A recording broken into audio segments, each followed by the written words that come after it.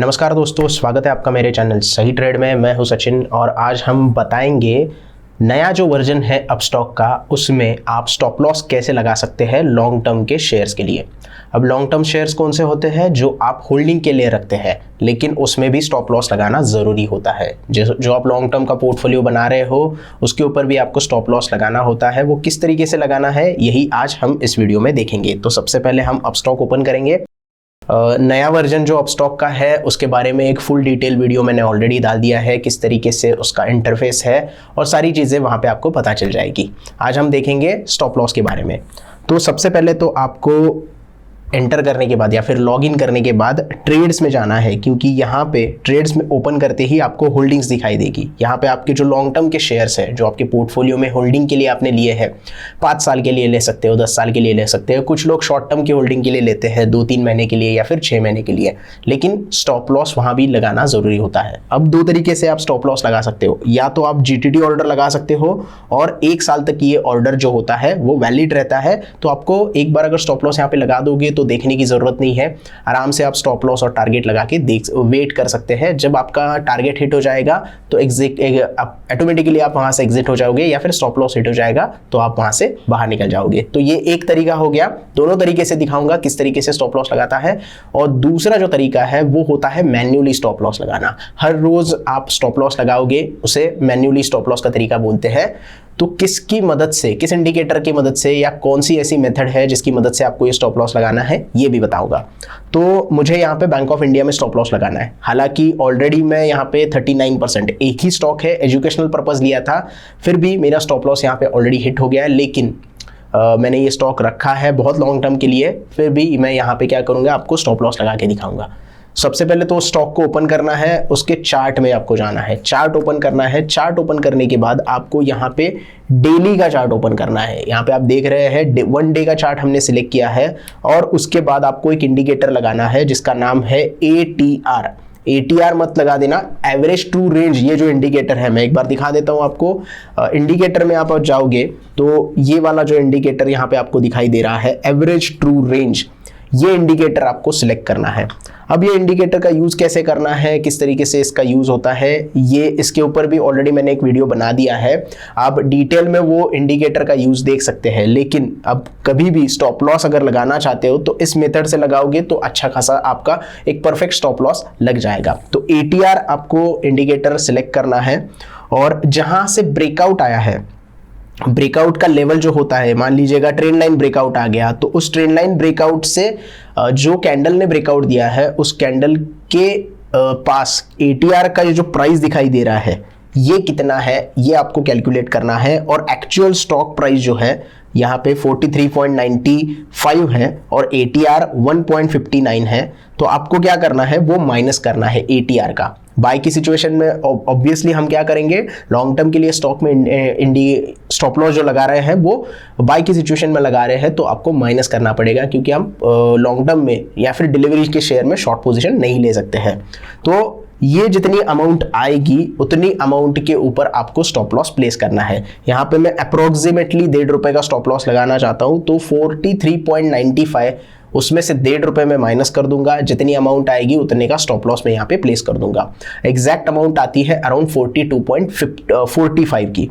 तो यहाँ पे मुझे पता चल गया कि मुझे 42.45 पे स्टॉप लॉस लगाना है। तो बेसिकली मैं क्या करूँगा, सेल में जाऊँगा। सेल में जाने के बाद यहाँ पे NEC और BSE आपको सिलेक्ट करना होता है। NEC आप सिलेक्ट करोगे तो हमेशा के लिए अच्छा यहाँ पे आपको हो जाता है, क्योंकि वॉल्यूम जो होता है वो NEC में थोड़ा ज़्यादा आपको दिखाई देता है। उसके बाद आपको क्या करना है, यहाँ पे क्वांटिटी आपकी जितनी है, अगर आपने 100 क्वांटिटी ली है और आप 100 क्वांटिटी के ऊपर स्टॉप लॉस लगाना चाहते हैं तो 100 क्वांटिटी टाइप करनी है।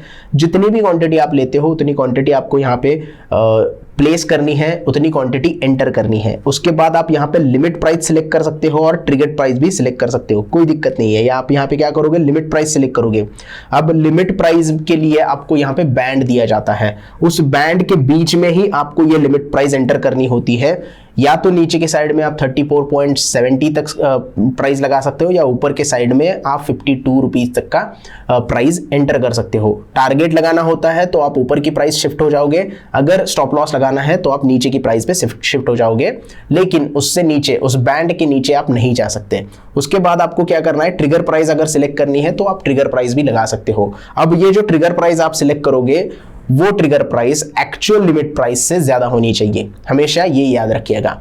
और जो इंट्राडे में आप स्टॉप लॉस लगाते हैं वो एक दिन के लिए वैलिड होता है, वैसे ही आप अगर लॉन्ग टर्म के स्टॉक के लिए मैन्युअली कोई स्टॉप लॉस लगाते हैं वो भी एक दिन के लिए वैलिड होता है। तो आज के दिन अगर आपकी स्टॉप लॉस हिट नहीं हुआ तो दूसरे दिन फिर से आपको वो स्टॉप लॉस या तो आप मॉडिफाई कर सकते हो एटीआर की मदद से, या फिर जो भी एटीआर का प्राइस होगा उसके हिसाब से आप वहां पे मॉडिफाई कर सकते हो, या फिर कोई सपोर्ट लेवल अगर होगी, जैसे कि स्टॉक ऊपर चढ़ रहा है और मान लीजिएगा ये सपोर्ट लेवल है, तो सपोर्ट लेवल का स्टॉप लॉस आपको एक बार में तय करके रखना है। और वही जो स्टॉप लॉस है मैन्युअली अगर आप करते हो तो हर रोज आपको एंटर करना होता है, हर रोज सिस्टम में आपको ऑर्डर प्लेस करके रखनी होती है। या तो जीटीडी का मेथड भी दिखा दूंगा किस तरीके से उसे किया जाता है। तो यहाँ पे मैंने तय किया है कि 42.45 पे स्टॉप लॉस में लगाने वाला हूं, तो 42.45 मैं यहाँ पे प्लेस कर रहा हूं, और जो ट्रिगर प्राइस है मैं यहाँ पे लगाऊंगा 42.50 की। मतलब इसका क्या हुआ, 42.50 पे मेरा ऑर्डर ट्रिगर हो जाएगा, एक्सचेंजेस के पास चला जाएगा एक्टिव होके, और जैसे ही 42.45 की प्राइस आ जाएगी मेरा ये ऑर्डर एग्जीक्यूट हो जाएगा और मेरा स्टॉक जो है वो सेल हो जाएगा, मेरा स्टॉप लॉस यहाँ पे हिट हो जाएगा और मैं उस स्टॉक से बाहर निकल जाऊंगा। तो ये सिंपल है इतना। बस आपको एक चीज करनी होती है, जब भी आप डिलीवरी के शेयर जो है वो बेचते हो तब आपको टी पिन एंटर करना होता है, हमेशा आपको टी पिन एंटर करना होता है। दिन की शुरुआत में किसी स्टॉक के ऊपर, अपने लॉन्ग टर्म के स्टॉक के ऊपर अगर टी पिन एंटर कर दिया तो दिन भर आपको टी पिन एंटर करने की जरूरत नहीं पड़ती, वो दिन में एक ही बार करना पड़ता है। लेकिन जैसे कि मैं बता रहा हूं कि आपको मैन्युअली में अगर ऑर्डर डालना है तो आपको हर रोज टी पिन यहाँ पे एंटर करना होगा, CDSL से अप्रूवल लेने के बाद ही आप ये सारी चीजें कर सकते हो। तो हम प्रोसेस करते हैं रिव्यू की।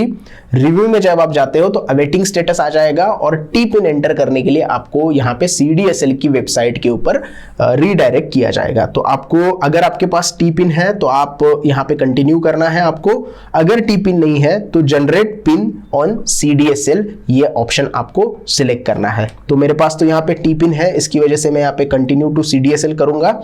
और यहाँ पे भी आप जनरेट पिन कर सकते हो डायरेक्टली अगर आप भूल गए हो आपका टी पिन, और अगर आपको याद है तो यहाँ पे टी पिन आपको एंटर करना है और आगे की प्रोसेस करनी है। तो यहाँ पे प्रोसेस हम थोड़ी सी आगे की करते हैं और वेरीफाई करते हैं। जैसे ही आप टी पिन एंटर करते हो आपको यहाँ पे OTP आ जाएगा आपके मोबाइल के ऊपर या फिर आपके ईमेल आईडी के ऊपर। वो OTP आपको यहाँ पे एंटर करना है और वेरीफाई करना है, इससे आपका ऑथोराइजेशन कंप्लीट हो जाएगा और आपकी जो ऑर्डर है वो प्लेस हो जाएगी। ट्रांजैक्शन अप्रूव का आपको मैसेज आ जाता है। अब ये आप स्क्रीन क्लोज कर सकते हो। क्लोज करने के बाद आपको यहाँ पे स्वाइप टू सबमिट ऑर्डर का यहाँ पे ऑप्शन आ जाएगा। आप यहाँ पे फिर एक बार चेक कर सकते हो। आप एक स्टॉक बेच रहे हो, मेरे पास एक है, इसकी वजह से एक आया यहाँ पे। आप जितने भी स्टॉक सेल करना चाहें आप यहाँ पे सेल कर सकते हो। लिमिट प्राइस जो मैंने लगाई है ATR की मदद से वो 42.45 है और ट्रिगर प्राइस जो लगाई है वो 42.50 है। जैसे ही इसके ऊपर स्टॉक आ जाएगा मेरा ये ऑर्डर एग्जीक्यूट हो जाएगा और मैं स्टॉक में से एग्जिट हो जाऊंगा। तो यहाँ पे हमने ऑर्डर प्लेस कर दी है। ऑर्डर्स में अगर आप जाओगे तो वो ऑर्डर आपकी यहाँ पे पेंडिंग दिखाई देगी। ट्रिगर पेंडिंग यहाँ पे लिखा है, सेल का क्वांटिटी और प्राइस भी यहाँ पे आपको दिखाई देती है। तो इस तरीके से आप रेगुलर में, यहाँ पे आप देख रहे हो रेगुलर में ऑर्डर प्लेस कर सकते हो। आपके जो लॉन्ग टर्म के स्टॉक है वहां पे जो स्टॉप लॉस है आप लगा सकते हो। ATR की मदद लेनी है और उससे आपको स्टॉप लॉस प्लेस करना है। अब आते हैं GTT के ऊपर, किस तरीके से GTT की ऑर्डर प्लेस करनी है। फिर से आपको होल्डिंग में जाना होगा और जो भी स्टॉक के ऊपर आप स्टॉप लॉस या फिर टारगेट लगा सकते हो। अब GTT में 2 ऑर्डर आप लगा सकते हो, आप टारगेट भी लगा सकते हो और आप स्टॉप लॉस भी लगा सकते हो। तो ये चीजें आपको करनी होती है। आपको जाना होता है होल्डिंग्स में। शायद से थोड़ा यहाँ पे दिक्कत आपको आ जाएगी क्योंकि ये जो नया वर्जन है यहाँ पे जीटीटी में आप सेल में ऑर्डर नहीं लगा सकते, यानी कि जीटीटी में आप जो होल्डिंग के स्टॉक है वो बेच नहीं सकते, वो प्रोविजन अभी यहाँ पे अवेलेबल नहीं है। ये मैंने मेरे जीटीटी के वीडियो में भी बताया था, लेकिन मुझे लगा कि अब तक उन्होंने इंप्रूव कर दिया होगा। लेकिन अभी तक यहाँ पे जो सेल वाले स्टॉक है यहाँ पे कोई भी जीटीटी का ऑर्डर आपको नहीं दिखाई दे रहा है। तो इसका मतलब ये है कि सिर्फ रेगुलर ऑर्डर आप लगा सकते हो, और आपको ये जो लॉन्ग टर्म वाले स्टॉक के ऊपर जो स्टॉप लॉस की ऑर्डर लगानी है वो हर रोज मैन्युअली खुद से लगानी पड़ेगी, क्योंकि अगर आपका जो स्टॉक है वो उस प्राइस पे नहीं आता है, स्टॉप लॉस हिट नहीं करता है, तो वो ऑर्डर कैंसिल हो जाती है और दूसरे दिन आपको वो ऑर्डर प्लेस करनी पड़ती है। तो फिलहाल तो जीटीटी में आप सेल के लिए कोई स्टॉप लॉस नहीं लगा सकते, लेकिन बाय करते टाइम पे आप टारगेट और स्टॉप लॉस दोनों यहाँ पे लगा सकते हो।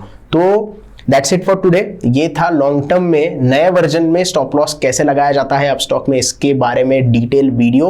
आई होप आपको वीडियो अच्छे से समझ में आ गया होगा। वीडियो पसंद आया हो तो प्लीज़ लाइक कीजिएगा। आपके जो भी डाउट्स है अब आप कमेंट में पूछ सकते हैं, मैं हर कमेंट का आंसर करने की कोशिश करूंगा। और हमारे चैनल को सब्सक्राइब कीजिएगा और उसके साथ साथ इस वीडियो को ज़्यादा से ज़्यादा लोगों तक शेयर भी कीजिएगा। धन्यवाद।